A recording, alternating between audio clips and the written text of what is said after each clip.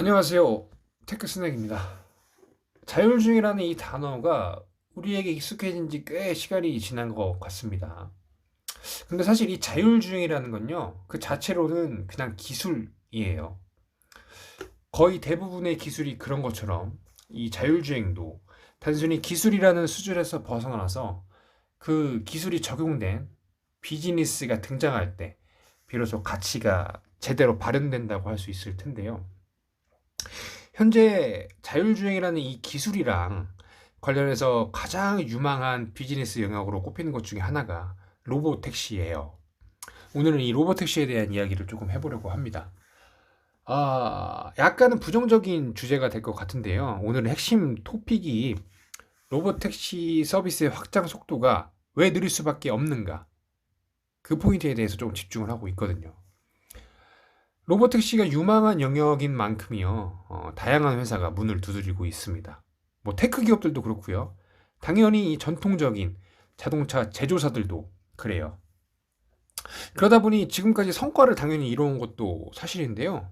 가장 조금 유의미한 성과라고 한다면 실제 택시로서 기능하고 있는 서비스들이 나왔다는 거예요. 다시 말해 승객들에게 돈을 받고 운행되고 있는 완전 무인 로보택시가 실제로 운행되고 있습니다.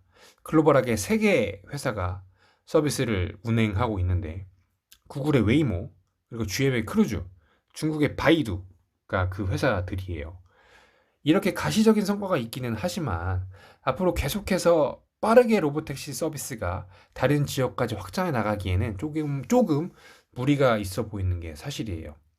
그 이유를 핵심을 정리를 해보자면 이 로보택시 서비스 확장을 한 번에 한 지역씩 할 수밖에 없다라는 어떤 현재적인 관점에서의 한계 때문에 그렇습니다.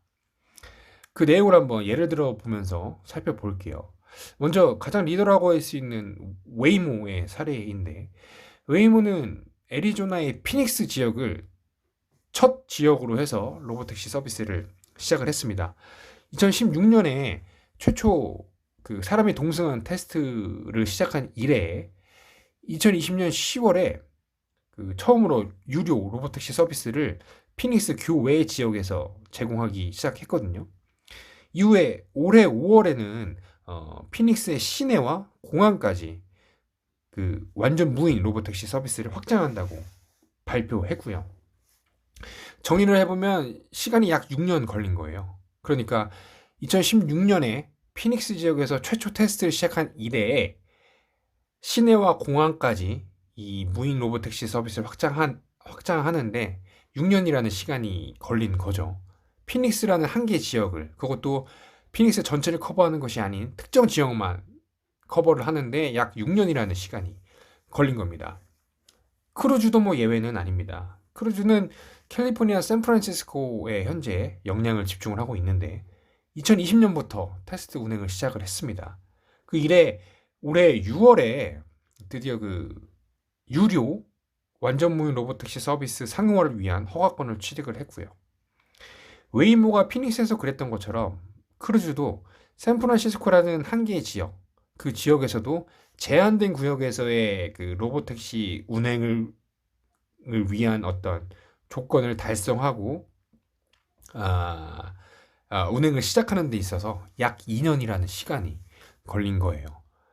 리더격인 이 두 개의 회사들도 한 개의 지역을 정복하는데 이렇게 많은 시간을 할애할 수밖에 없는 것입니다.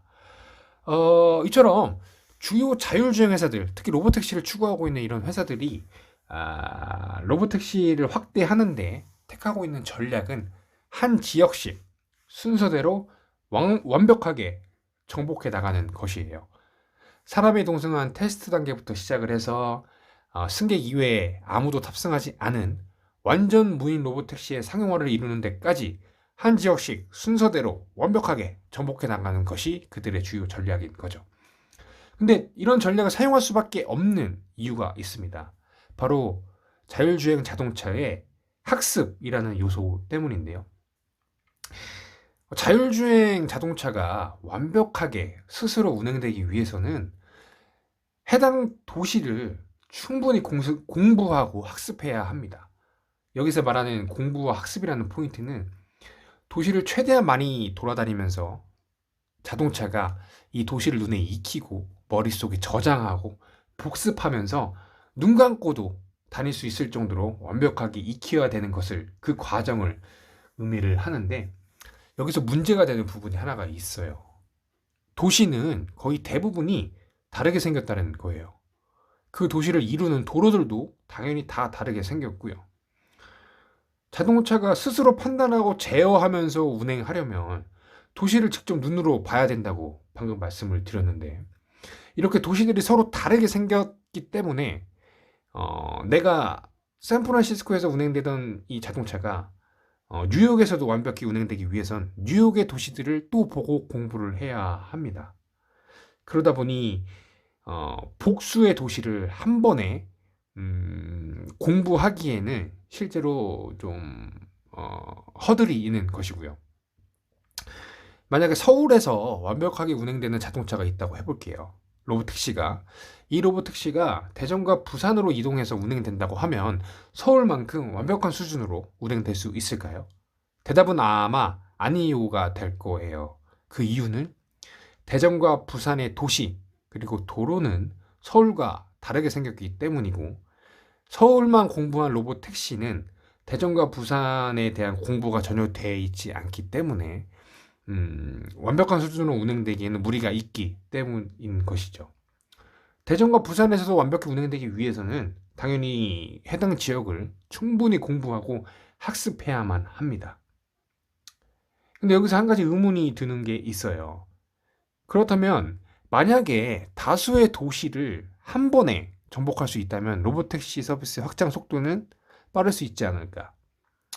예를 들어서 웨이모가 피닉스뿐만이 아니라 뉴욕도, 그리고 뭐 오스틴도, 뭐 저기 다른 뭐 해외로 나가서 뭐 두바이 지역도 동시다발적으로 해당 지역의 학습과 공부 과정을 동시에 진행할 수 있다면, 동시에 복수의 지역에서 로보택시의 서비스를 제공할 수 있다는 이런 논리가 성립을 할 텐데, 여기서 또 한 가지 문제가 되는 가장 민감한 이슈 사항이 있습니다.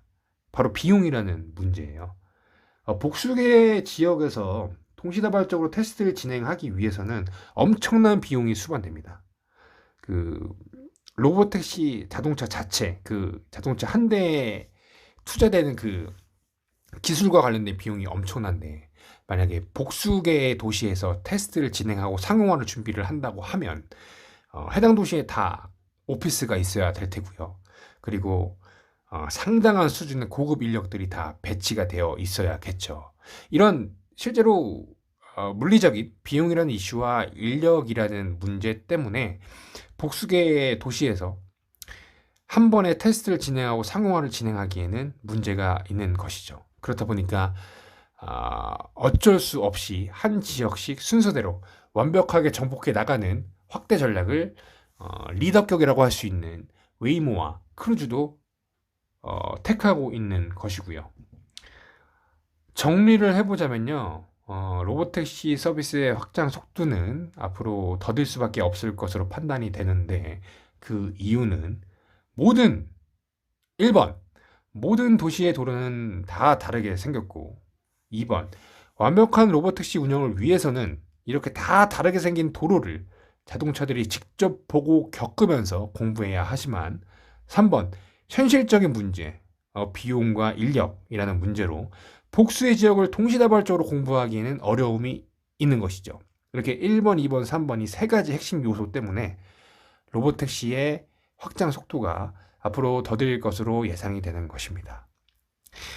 네, 그 자율주행이 정말 화두기는 화두예요. 그리고 로보택시 비즈니스와 관련된 이 시장 캐파, 그리고 파생될 수 있는 어떤 다른 기타 밸류체인과 비즈니스 영역들도 상당히 촉망받고 있기는 한데, 이게 일단은 완벽히 비즈니스화 돼야 의미가 있는 것인데, 그 부분까지 어느 정도 버틀렉이 예상되는 것 같습니다.